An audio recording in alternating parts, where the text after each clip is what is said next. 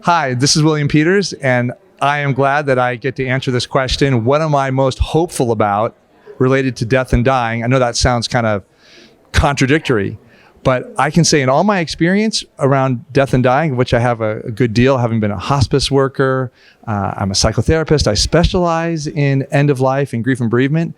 But when I learned about the shared death experience, this experience that happened to me when I was working in hospice. I'm just sitting with somebody who was dying, and that was my job as a hospice volunteer. I was reading him a story. He was completely unconscious, like unresponsive.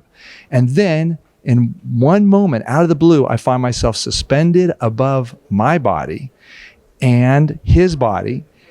And I'm thinking, wow, what am I doing up here? And I look to my right, and there is Ron right next to me. When I had that experience, I realized, wait a minute, something survives human death, because there is Ron right there. He's happy. He's looking at me saying, this is all good. And by the way, this is where I've been hanging out. And thank you for caring for me in the final days of my life.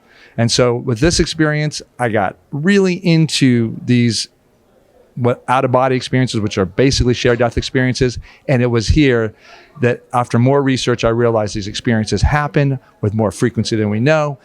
And everyone seems to be really happy when you're the experiencer, when you're the loved one, caregiver, or healthcare provider who was with someone who's dying, and you realize that they're going on to a beautiful place, and somehow their joy infuses us.